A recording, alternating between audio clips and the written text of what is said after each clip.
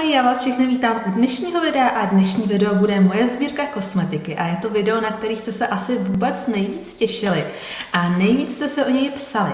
A já už jsem tady přestěhovaná v podkroví a za mnou vidíte skříňku, ve které právě ta kosmetika je, takže hnedka se na ní vrhnem. A jenom bych chtěla říct, že já ty kosmetiky mám samozřejmě strašně moc, je to taková moje vášeň, sbírám kosmetiku, spoustu věcí mi pošlou i firmy, třeba do PO Boxu a tak, takže ne všechno jsem si koupila, zase takový blázen nejsem, ale i tak musím říct, že samozřejmě každý má teda nějakou vášeň, takže pokud vaší vášní není právě kosmetika, tak doporučuji hned takhle zpočátku se na to video spíš nekoukat, protože některý lidi to jako rozčiluje, rozpaluje do běla, když má někdo hodně kosmetiky, tak nechci, aby bylo nějakým způsobem tedy kontroverzní. Takže jdeme na to. Tak a tady už takhle vidíte tedy moji skříňku s kosmetikou. Má teda 18 šuplíčků a nahoře teda mám takhle, já je teďko s váma všechny proberu, jo. Mám nahoře tady takhle vystavený paletky do pozadí videa, štětce, parfém tady mám a já asi začnu všechny ty šuplíčky takhle tady procházet postupně. Jinak tuhle komodu na kosmetiku mi dělal kamarád truhlář, jo, takže nedá se to nikde bohužel sehnat. A samozřejmě ta sbírka teda taky je jako obrovská, jak vidíte, takže já vytahuju první šuplíček. No a doufám, že to je dobře vidět, že v prvním šuplíčku máme monostíny. Je tady teda spousta značek, je tady Catrice, je tady Maybelline, eStyle, Milani, Urban Decay, Essence, tadyhle vzadu máme Rimmel, Astor, tadyhle Flormar, Maybelline zase nějaká Freedom. Tadyhle jsou malinký paletky, kde vlastně jsou paletky Essence, Milani, tyhle ty Milani paletky, ty broukity já velice ráda používám normálně na oči, protože jsou úplně skvělý. Tady jsou nějaký malý paletka Dermacol a Wet n Wild.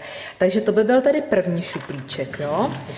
Vytahuju druhý šuplíček a tady jsou tady paletky takový ty jakoby lepší, bych řekla, no i když nejen, protože tady jsou teda i Essence nějaký paletky, tady vidíte NYC.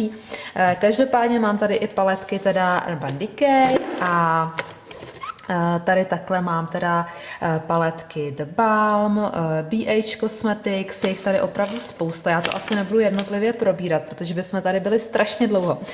Každopádně tady zase vidíte Naked paletku, Smoky paletku, Urban Decay, The Balm, Lorac, mojí milovanou oblíbenou, tuhle mám strašně ráda od The Balm, Nude Dude a potom tady mám paletku od Zoevy N-Top, která je skvělá, Carly Bible paletku a potom tady mám paletku Gwen Stefani, tady jsou paletky od V7, moje úplně milovaná Too Faced Natural Matte. Mimochodem já tady ještě nemám zandaný jako novinky, který mám teda teďko momentálně třeba od Too Faced za tenhle ten měsíc, jo? Takže zatím je to vidíte teprve v novinkách, to skladuju trošičku jinde. Tak potom tady je Maybelline paletka, Essence paletky a tady jsou paletky Catrice, který ale jako nemám moc ráda a moc se nepoužívám. A poslední paletka je moje oblíbená Wet n Wild paletka Comfort Zone. Tak další šuplík budou totiž opět taky paletky, ale takový ty jakoby trošičku levnější by se dalo říct. A tady vidíte, tady mám paletku od Diego Della Palma, která je úplně krásná. Tady vzadu tohle všechno jsou paletky Sleek a tady jsou 3 paletky nebo 4 paletky Makeup Academy.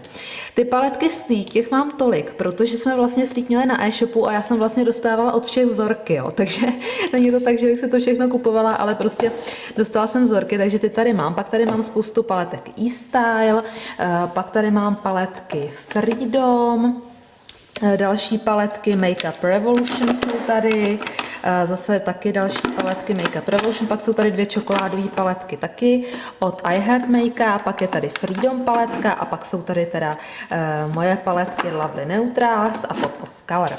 Tak to bychom měli další šuplíček a vrhám se na čtvrtý a tady tedy trůní tvářenky. Těch tvářenek, jak vidíte, je tady spousta, tady mám tady paletku od Lancome, která je jako na oči, ale bohužel zase bych řekla, že spíš je to takový rozjasňovač tvářenka, na ty oči to není nic moc.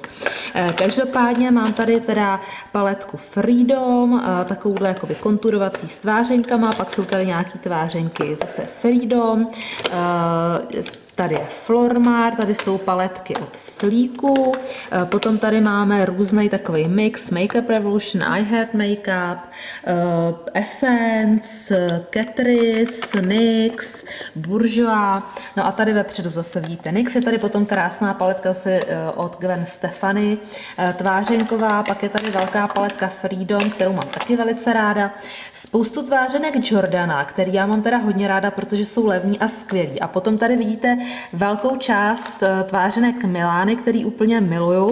Já mám snad všechny tyhle ty růžičkové tvářenky a potom mám spoustu i takových zapečených tvářenek, které jsou taky opravdu skvělý. No a v dalším šuplíčku vidíte tady bronzery, konturovací pudry a rozjasňovače. Tady teda vám ukážu takhle bronzery, tady vidíte, že tady je The Balm, Dermacol, NYC, Milány bronzery mám zase velice ráda. Potom tady je úplně skvělý bronzer od V7, který strašně ráda používám, Freedom, Beauty UK, pak tady jsou nějaký bronzery taky od Dermacolu, od Sleeku, no a úplně co zbožňuju, tak je Dallas od Benefitu a Hula od Benefitu, to jsou takový moje asi jedny z těch nejoblíbenějších bronzerů.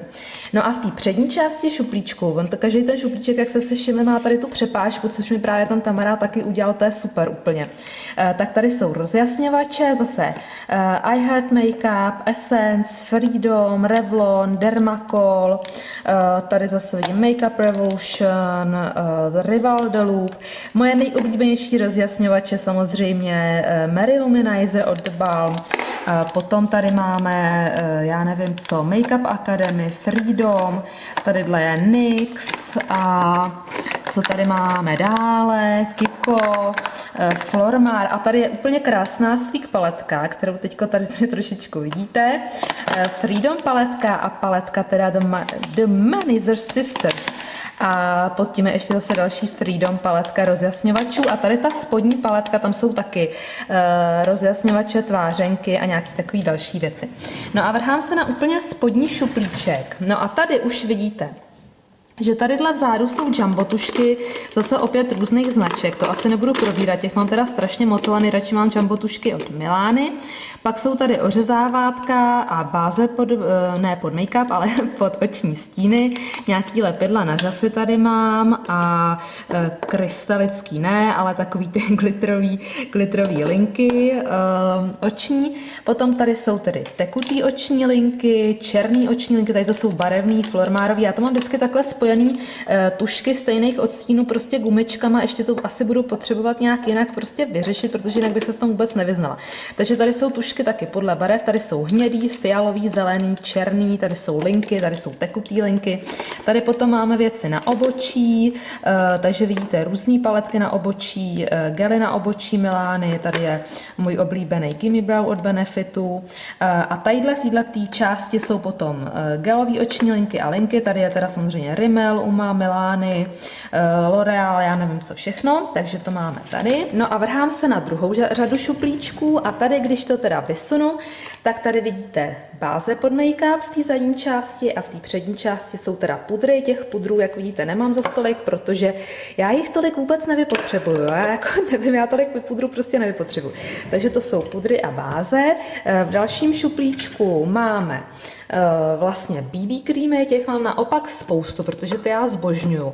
A já mám nejradši teda ty asijský, ale vidíte, že tady jsou i na vyzkoušení nějaký teda další. Mám tady Biodermu na léto, i ten Garnier není špatný, žaju. No a tady v té přední části jsou potom korektory, tady jsou korektory tmavší, tady jsou korektory světlejší a ty, co jako víc používám. A tady v té části potom vidíte LA Girl, který jsem si kupovala právě na eBay, který mám vlastně odstíny i na konturování. Tady jsou potom nějaký zase taky, co jsou jako v kalíškách, tady jsou nějaký testry, tady jsou od Max Factor tušky a tady jsou potom 2 paletky korektorů barevný od Freedom. No a další šuplíček táhnu a tady už máme make-upy.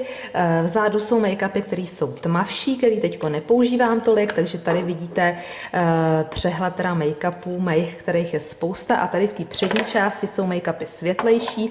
Některý z nich taky tolik nepoužívám, ale některý z nich používám naopak hodně, takže vidíte, že tady je úplně zase velký mix jako značek, já nevím, Dermacol, že jo, Rimmel, Urban Decay, Maybelline, prostě Avon je tady, všechno možný, všechno možný.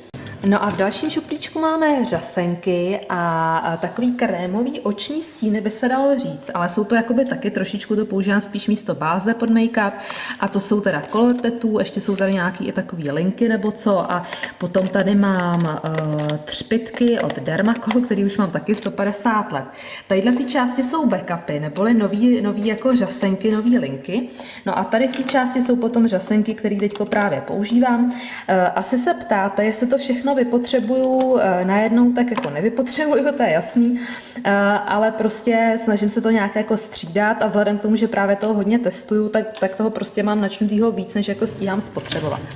No a tady v tom dalším šuplíčku máme tedy řasy a pigmenty. Tady vzadu vidíte pigmenty, nějaký kamínky, kalíšky, prázdný a takovýhle věci a tady v té přední části jsou řasy. Já mám nejradši tedy řasy Ardell, jak vidíte, ty mám velice ráda, ty tady mám dokonce v multipaku Demi Wispies, který jsou moje nejoblíbenější. No a tady jsou potom nějaký řasy z eBay. A vrháme se na tu poslední třetí řadu, která možná pro vás bude nejzajímavější. A tadyhle v té horní části mám teda všechny moje rtěnky, což je teda úplně krásný barevný pohled, se mi zdá teďko. Já tady mám teda rtěnky Maybelline, Astor, tohle to je asi taky Astor, já nevím, Dermacol, Catrice, spoustu rtěnek Milany, Jordana, Essence, L'Oreal, Rimmel, já mám strašně ráda rtěnky Rimmel, takže těch tady je spousta. Potom, co tady já nevím, dál Sephora, no prostě Gerard Cosmetics, tohleto jsou rtěnky LA Girl, Revlon nějaký, Wet n Wild, no prostě je toho, jak vidíte, úplně obrovská velká hromada. Těch rtěnek mám opravdu hodně. No a v tom šuplíčku dalším takhle pod tím, tak tady je ještě taky zbytek rtěnek. Tady jsou rtěnky zase opět od Sleeku, který jsem dostala jako vzorky. Pak je tady spousta matných tekutých rtěnek od Makeup Academy, Makeup Revolution, Sleek, Milany. Tady jsou pastelky všechny moje, které jsou od Astoru, od Jordany. Pak tady mám melty rtěnky vlastně od Too Faced, já nevím, nějaký lesky další. Tadyhle mám Jordanu, ty matný lip creamy, pak tady mám teda ty rtěnky tekutý od Dermacolu a tady v téhle jakoby dózičce mám teda tušky na rty. No a tady ty další šuplíky už jsou teda prázdní. Jsem vám chtěla ukázat jeden šuplík a to je šuplík, který je u mýho psacího stolu, kde ještě nemám ty úchytky, protože jich tolik neměli, ale máme je objednaný. Jo. Nemám tady ještě ani teda mimochodem židli, ale to je jedno. Tadyhle úplně v tom posledním šuplíku velkým jsou tady laky na nehty, těch teda, jak vidíte, tak mám taky hodně a jsou tady taky zase různé značky, Catrice, Gabriela Salvete, She, Essence, Sally Hansen, Maybelline, Essie, Jordana, OPI, no prostě strašně moc laků na nehty, protože já jsem totiž takový sběratel, abych vám řekla pravdu, laků na nehty, paletek a rtěnek, takže to je určitě vidět teda i podle té mojí kosmetické sbírky. Jak vy se často taky ptáte na vlastně, jestli to stihnu spotřebovat, na datum spotřeby kosmetiky, tak to samozřejmě se spotřebovat nedá, ale co se týká těch krémových produktů, tak tam je spotřeba zhruba, já nevím, asi 2-3 roky, se říká teda. Ale ono to opravdu, já to dělám spíš podle toho, že když to začne divně vonět nebo změní to konzistenci, tak je čas se toho zbavit. No a u těch pudrových produktů je to 5-6 let, takže to zase není úplně tak jako rychlý, že by se to muselo všechno hned jakoby vyhodit. Ale samozřejmě berte to prostě tak nějak podle selského rozumu, že když vidíte, že to jinak voní nebo to mění konzistenci, oddělou se složky, tak bych to asi nepoužívala. Tak to by bylo úplně všechno, tady to takhle všechno vidíte, závěrečný takový finální pohled. Ještě to tady vůbec nemám dodělaný, bude tady samozřejmě ještě na té druhé straně, tady budou taky nějaký prostě skříňky, něco dalšího tady bude tady samozřejmě kobereček, závěsy a tak dále, ale vy jste si o tu sbírku kosmetiky už tak